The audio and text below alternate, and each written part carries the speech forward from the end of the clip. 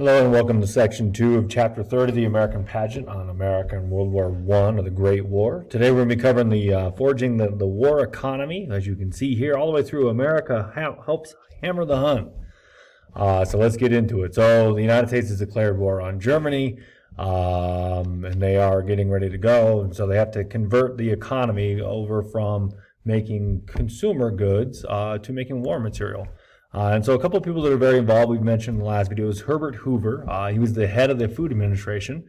He made a name for himself. He was a rich mining executive for a Stanford graduate that made this food drive for starving Belgians after the Germans invaded in 1914. So he was so good at organization and doing this that President Wilson put him in charge of the Food Administration, which just shows some bipartisanship. Wilson's a Democrat, Hoover's a Republican. And so led to this, this voluntary rationing campaign in which America partook. They did wheatless Wednesdays, meatless Tuesdays, and that is correct. You would think they'd stick with the alliteration there and go meatless Mondays, but it was Tuesdays. I don't know. Taco Tuesday sounds better to me, but maybe tacos more popular yet. Congress actually restricted the use of foodstuffs for manufacturing alcoholic beverages. One of the many, many reasons the 18th Amendment was ratified was largely during World War I. The fact that they could save so many loaves of bread while the grain that was being wasted to help brew beer really could have, they could make a lot of bread, and then you'd have sober soldiers, and you'd also undercut the supposed German beer barons' power. So it helped accelerate the move to prohibition, which, as you guys know, in 1919, the 18th Amendment was ratified, prohibiting alcoholic drinks. Other agencies imitated Hoover. The Fuel Administration did some voluntary rationing, things like that. They also get the first ever gasoline tax. The Treasury Department raised a substantial amount of money by taxing gasoline. In fact, $2.1 billion from that and other funds from taxes. In all, the Treasury Department raised $112 billion for the war effort through selling bonds and taxes and whatnot, and Liberty loans and everything with interest and for veterans' benefits. The government did take over railroads at some point. They got a little bit of socialism there, and they instituted daylight savings to save energy, which I've never understood how it saves energy, but maybe you're smarter than me. Maybe you can explain it to me. Send me an email or something. I don't know. Some people have said it's for the farmers, but farmers work with the sun, so I'm not sure how it works. We have here the Women's Land of Army of America. Women enlist now, help the farmer fight the food famine. Here's some of the war economy, building ships. This is the 14-day-old, some baby here, the shipbuilding, the miracle of that right there. Some Food Administration propaganda, sow the seeds of victory, plant and raise your own vegetables. So victory guards were kind of a big deal. Food is ammunition, don't waste it, and so all that stuff's going on. So the actual fighting. So Congress passes the draft on May 18, 1917, because there's not a large amount of people volunteering for the war. It wasn't 100% popular in America at that time. All males between the ages of 18 to 45 were eligible. That's a pretty wide range. If you were drafted, it didn't mean you automatically had to go fight. You had to be physically and mentally capable of fighting and serving your country. No one could purchase an exemption from the draft. It wasn't like the Civil War where you could pay $300 or hire a substitute to take your spot in the Army. 337,000 men actually dodged the draft, which usually we hear draft dodging, you think Vietnam, but it happened in World War I as well. 5 million men served overall, and for the first time, women served in the armed forces. Mainly in auxiliary support roles like nurses and clericals and other services that were needed by the Army. So women really served and do their part. African Americans served in segregated units still. Over 300,000 African Americans served. Many times, often treated very well in Europe. No segregation, no Jim Crow. Treated as heroes and given equal chances. And so many of them came home and didn't appreciate or like going back to Jim Crow and segregation. So you get some of the early seedlings of the civil rights movement from these veterans of World War I. Training was cut short, though, because they had to get them to Europe, and so many men that went off to fight in World War I and the Great War were not adequately trained, and it kind of leads to higher casualty rates. If you really look at it, the American performance in the trenches, while valor and nature and tons of bravery, there was very, very high casualty rates. So America had impeccable timing in showing up in France, largely because Russia withdrew from the war. The Bolsheviks overthrew the young democracy, and the democracy of Russia was formed in March 1917. The Bolsheviks, staging their own coup, overthrew the government in November 1917, plunging Russia into a civil war for years. This was all done by the part of Vladimir Ilyich Lenin, who came to power preaching peace, land, and bread. He was going to end the wasteful capitalist war. He was going to divide up land and have communism, and who doesn't like bread? I mean, bread's amazing.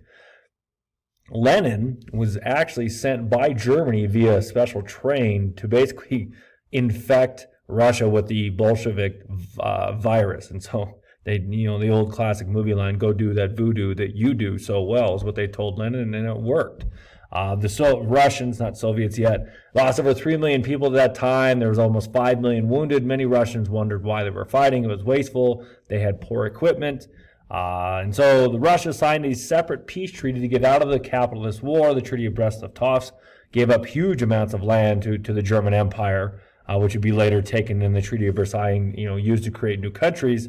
And like I said, Russia plunges into a civil war until 1923, in which the Bolsheviks, the Reds fight the Mensheviks, the Whites, and there's actually the Blacks, and the Red Greens, and there's anarchists, and it's just a mess. American troops actually serve in Russia for a little brief time. In its wake, you get the rise of the Soviet Union, or as the United States used to call it, the evil empire. And you have all that Cold War stuff that goes on later in the century, and you can trace it all the way back to a special train sending Lenin to Russia. Sadly, to make sure that the Bolsheviks, that the royal family never came back, the Bolsheviks machine gunned Tsar Nicholas II and his family in a basement and buried their bodies in a forest. Supposedly, legend has it, Anastasia escaped, which is highly unlikely. In this Russian Civil War, nearly 15 million Russians lost their lives. It's the Soviet Union after 1923. 1 year after Congress declared war, just as the Germans, they're fighting the two-front war, and you eliminate one side of it, the Russian front, the Eastern Front, all those Germans can go invade now into France in a new offensive. Just as they're arriving, the Americans are arriving too. They cut short their training, and the first doughboys, because they were so fresh and new-looking to the French, arrived in France at the same time. The Americans employed U-boat system to make sure that a convoy system to make sure none of the U-boats would sink to transport ships. And so they traveled in big convoys, bunch of ships carrying supplies and men, flanked by destroyers, and other types of ships to hunt down and sink the U-boats. And it worked. Not a single American died en route to Europe because of a U-boat. The American troops were also sent to Belgium. They were sent to Italy. They were sent to Russia, even Siberia at one point. They were trying to do that to prevent supplies from falling into the hands of the Bolsheviks, because America did not want communism to come to power, because in America, communism is hard to say. It's bad. Here's some pictures that just kind of show Russia was so backwards. On the left, you have a picture of some there's Russian peasants in the 1800s. On the right, you have Lenin giving a speech, which I think that's one of the pictures that was been doctored. To the right of Lenin on that picture, his left used to be Leon Trotsky, who became a rival of Joseph Stalin. And Stalin liked to have people killed and then have their pictures airbrushed and their existence erased. This is a Russian couple getting electricity, checking it out. And in the background, actually behind that light, is a picture of Leon Trotsky, who was murdered in 1940 by Soviet agents in Mexico, actually. These are Bolshevik or Soviet troops marching in Red Square in Moscow. This is another propaganda poster just stuck in it. I don't know where to put it, but it's kind of a funny one. You kept fit and defeated the Hun. Now set a high standard to clean America, stamp out venereal disease. So don't do naughty stuff, man. Even though you might die, they're just trying to get people to not get sick. So America helps hammer the Hun. There's a new German offensive. With those fresh troops from the Eastern Front arriving in the Western Front, the Germans launch a new offensive to try to break through and finish this war. They wanted to drive a wedge into the Allied lines. This goes from March until June 1918. They got within 40 miles of Paris, where the Allies, they bent but they did not break, stopped the German offensive. Largely British, French. Remember, when there's British, there's Canadian and Australian and all their other empire troops fighting. French Marshal Foch was the supreme commander of all Allied troops, and so he actually technically was over the American troops as well. His perspective was to make war is to attack. He was all about offense, offense, offense. If an offensive didn't work, you just sent more men over the top into the machine guns. And so by the end of the war, the French actually had problems with mutiny because they refused to go to the offensive because of folks' battle tactics that they just despised and were sick of. 30,000 American troops were sent to the French front lines at the Battle of Casualty, French word. This is the first action the Americans saw. By July 1918, the German expansion was halted, and Foch launches, he loves offense, launches a counteroffensive at the Second Battle of the Marne, which the Americans take part in as well. One thing about World War I that was deeply disturbing was the high casualty rates. I alluded to earlier that the French at one point refused many regiments to go over the top. And so they were in trenches. Trenches were 2 meters tall, which is about 6 feet 6 inches. They had a trench step for the men to step on, and they could shoot, and then if they were getting shot at, they could go into the trench. Living in muddy, terrible conditions all day and all night was awful. And so what happened is that you have this deadly technology. Casualty rates were extremely high in World War I. And so what happened is technology had advanced so much further than the tactics. There was no major war in Europe for over a century, and so the tactics that they studied were actually the first major war was the American Civil War, and Lee had used trenches to hold out Grant from Petersburg and Richmond, Virginia for 9 months, and so they adopted the same style of warfare. These new weapons, though, negated, charging into the enemy position with fixed bayonets. Largely, the one that cuts down most of the men is the machine guns. You have the invention of mustard gas. You have modern artillery. We're not talking cannons anymore. Giant bullets that can do serious damage. And then we also have the advent of airplanes.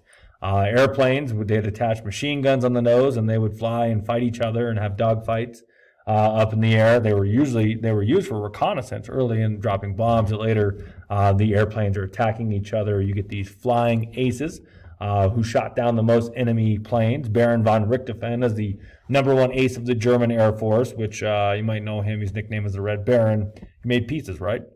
The American flying ace is a guy named Eddie Rickenbacker. You also have some giant guns. I'm going to show you some pictures here in a little bit. Big Bertha, which they had to actually pour concrete to set up the gun. They had to set up concrete forms. They had to pour concrete. They had to install railroad tracks. And then you have the Paris gun, this other monstrosity that the Germans invented that could shoot a projectile 75 miles. I mean, not a missile, but shoot something 75 miles. They didn't know really what they were aiming at, but they would just aim it at Paris and kind of hope to terrorize the French citizens. And at the very end of the war, you have the invention of tanks.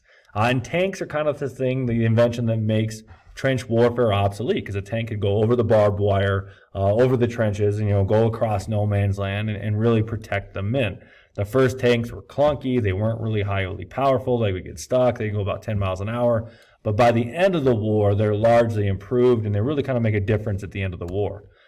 So here's some troops here with their gas mask. If you were caught without the gas mask, you would probably hack up your lungs and die. That's why facial hair goes out of style, because men in the military didn't want facial hair anymore because their gas mask would not seal up properly. There's a legend that Hitler, who was gassed during World War I, was wounded, and so he wanted to have a mustache, but not one that would make him vulnerable, and so he cut the little Hitler stash. Not sure if that's true. It does make sense, though.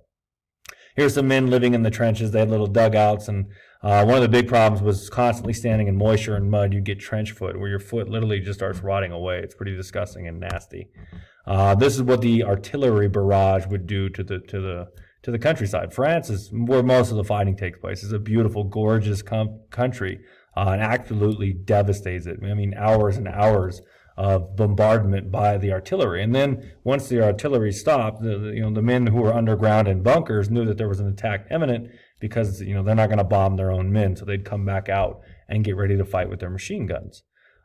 Some more just of the landscape. You have World War I era biplanes and early tank, the machine gun, which was the deadliest weapon of World War I, and then there's curiously only one major naval battle, the Battle of Jutland, which is kind of a crazy battle as well. That's a French airplane. You can tell by the tail wing. If you look very closely, there's a machine gun on the nose, and there was a mechanism to, basically they would shoot through the propeller, not through the propeller, but it would make sure that when the propeller was where the gun was, it would never fire. Pretty ingenious mechanism. This is in the Smithsonian. They have a bunch of recreations of World War I planes. That's a German plane. Not really sure why there's camouflage on the underside. This is the Red Baron's airplane. The Germans, their air force was a little better. Their planes went a lot faster, a little more maneuverable, and so they had a better advantage. This is an early American plane from World War I, made out of largely wood and canvas. And then you have a dogfight here, a picture from it. And if you look at it, you got X's and O's. It almost looks like a game of tic-tac-toe, but a very deadly version of it. This is Big Bertha. This was the gun that they had to pour concrete and lay railroad tracks down just to shoot it wherever. It was very, very large. And then this is the Paris gun. And if you compare that gun to the size of the man down there, you can see why it probably shot 75 miles. Pretty remarkable and a little bit scary as well. These are some colorized photographs from World War I, just kind of using computer technology, showing you just some different images that show you what it looked like at the battlefront. It's a British ambulance. This is some fighting in the Italian Alps between the Austrians and the Italians. An old French airplane. Some troops. Those are troops that are actually wearing those. Are very. The Civil War had some of that. That's a Derringer, an old blimp that crashed there. And this is what that happened to the landscape from all the artillery. Some modern artillery there shooting. Those are French forces. There's an early tank. And so the Americans wanted their own army. They didn't like being a part of the French army. And so General John J. Pershing, nicknamed Blackjack Pershing because he used to be the head of black troops, was assigned a front of 85 miles. And so his army took on the Meuse-Argonne offensive in the Argonne forest from September 26 to November 11, 1918. Their inadequate training left 10% of the Americans involved in the battle injured or killed. In all, 120,000 casualties for the American forces. Sergeant Alvin York, the most decorated soldier of World War I, killed 20 Germans and captured 132 himself. He did so by capturing a machine gun nest and then turning it on the Germans. They pushed the Germans back by July. I'll show you a map on the next page. And then they launched their own huge counteroffensive. 1.2 million doughboys. Every day that the war went on, more and more Americans were arriving. Fought east of Verdun at the Battle of the Argonne Forest. And technically, the Battle of Meuse-Argonne is that 26,277 Americans died, making that the deadliest battle in American history because of the high casualty rates that were going on. And it ends in November. The Allies were ready to invade Germany. And so it looked like it was time to now punish Germany. It was their turn to take a little brunt of the punishment after 4 years of fighting largely in France and parts of Belgium. You can kind of see that the offensive here, how far they got towards Paris, and then the Americans pushing back, the Somme offensive and all that. And then you look to the east, you have the Meuse-Argonne, and they're getting ready to invade Germany. This is a painting called Gassed by John Singer Sargent. Kind of just shows, the horrors of war and being gassed by terrible things of chemistry and technology. This shows the total number of men killed in battle in World War I. You have 1.7 million for Russia, and they quit the war early. 1.6 million for Germany, 1.385 million for the French, nearly a million for the British Empire, 800,000 for Austria, 462,000 for Italy, and America lost 53,000 men. That's all we got for today. I hope you enjoyed this.